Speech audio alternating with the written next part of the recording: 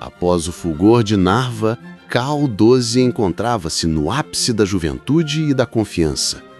O inimigo russo, por ora, jazia prostrado. A Dinamarca, humilhada. Restava ainda, porém, o terceiro membro da Liga Anti-Sueca, August II, o forte, eleitor de Sachsen e rei da Polônia, cuja ambição e obstinação ameaçavam perpetuar o conflito. A partir de 1701, o centro da guerra deslocou-se para o sul, rumo às planícies da Polônia e aos vales de Sachsen. A nova campanha seria longa e penosa, marcada por marchas infindas, invernos rigorosos e batalhas de brilho desigual. Karl XII concebera um único objetivo: aniquilar Augusto II, destruir sua influência e remodelar a Polônia segundo os desígnios suecos. A guerra, que até então fora defensiva, assumia caráter de cruzada pessoal, movida tanto pela honra quanto pela obstinação do monarca. O exército sueco, disciplinado até a rigidez, atravessou a Lysvomon e a Kurzome, regiões de importância estratégica para o controle das rotas bálticas. As guarnições russas, ainda desorganizadas, recuavam diante da ofensiva fulminante. Vilas e fortalezas rendiam-se sucessivamente, e o avanço sueco parecia irresistível. Entrando na Polônia em 1702, Karl XII encontrou um país dilacerado por facções e rivalidades nobiliárquicas. A República das Duas Nações, outrora poderosa, agora exalava o aroma de uma grandeza crepuscular. O poder real era frágil e o Sejm, dominado por magnatas, mais obstáculo que instrumento de governo. Tal desordem seria, paradoxalmente, o campo fértil para a intervenção estrangeira. Augusto II, rei da Polônia por eleição e não por direito dinástico, dependia da coerção e do ouro saxão para manter a coroa. Sua aliança com a Rússia e a Dinamarca, em teoria sólida, tornara-se precária diante da inação de seus aliados. Assim, coube-lhe enfrentar praticamente sozinho o gênio militar de Karl XII.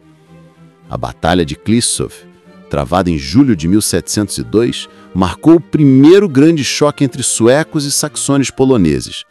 Apesar da inferioridade numérica, Karl XII obteve vitória retumbante, rompendo o centro inimigo e lançando seus cavaleiros contra os flancos em manobra perfeita. A derrota de Augusto II desorganizou sua base política e semeou o pânico entre a nobreza polonesa.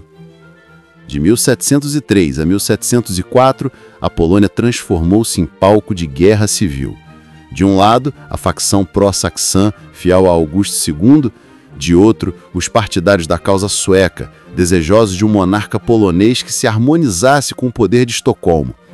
Karl XII, percebendo a utilidade de manipular as instituições locais, patrocinou a eleição de Stanisław Leszczyński, nobre moderado e culto, homem de prestígio, mas instrumento de sua política. Em 1704, Stanisław foi coroado rei de Polônia em Varsóvia, sob a proteção das baionetas suecas. A deposição de Augusto II, ainda resistindo em Sachsen, parecia selar a vitória total da Suécia. Contudo, a ascensão de um monarca dependente de Estocolmo expôs o caráter artificial da nova ordem polonesa. Era um trono sustentado mais pelo ferro do que pelo consenso. A reação de Augusto II não se fez esperar. Amparado por tropas russas e por sua base saxã, retomou a ofensiva, tentando reconquistar Varsóvia. Os anos seguintes testemunharam uma sucessão de combates indecisos, marchas e contramarchas, nas quais Karl XII, sempre à frente, demonstrava o vigor de seu gênio militar e a temeridade de seu orgulho. Em 1705, o czar Piotr I, desejoso de distrair o inimigo, recomeçou suas incursões no Báltico, mas Karl, absorvido pela guerra polonesa, preferiu ignorar o desafio russo. Tal escolha revelaria-se funesta no futuro. Ao buscar destruir Augusto II, deu tempo ao czar para reconstruir seu exército e fortificar Petersburgo, a futura joia imperial do norte.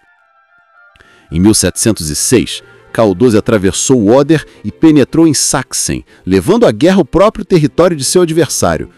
Sua marcha, quase triunfal, foi um espetáculo de disciplina e terror. Cidades rendiam-se sem combate, fortalezas abriam os portões diante da reputação invencível do rei sueco.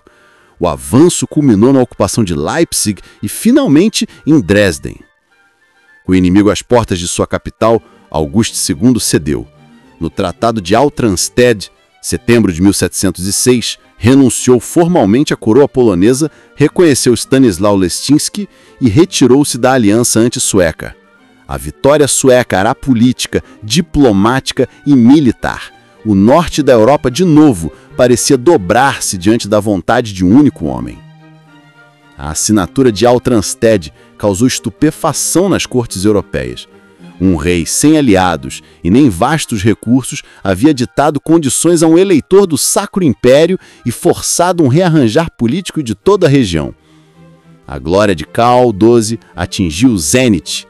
Os embaixadores vinham a Dresden como outrora Versalhes. O imperador Joseph I, do Sacro Império, preocupado com a presença de tropas suecas em solo alemão, enviou diplomatas para conter o ímpeto do monarca. A França, mergulhada na Guerra da Sucessão Espanhola, acompanhava o desenrolar dos fatos com interesse ambíguo. Temia que Karl XII se aliasse à Grã-Bretanha, mas também que interviesse contra Luís XIV.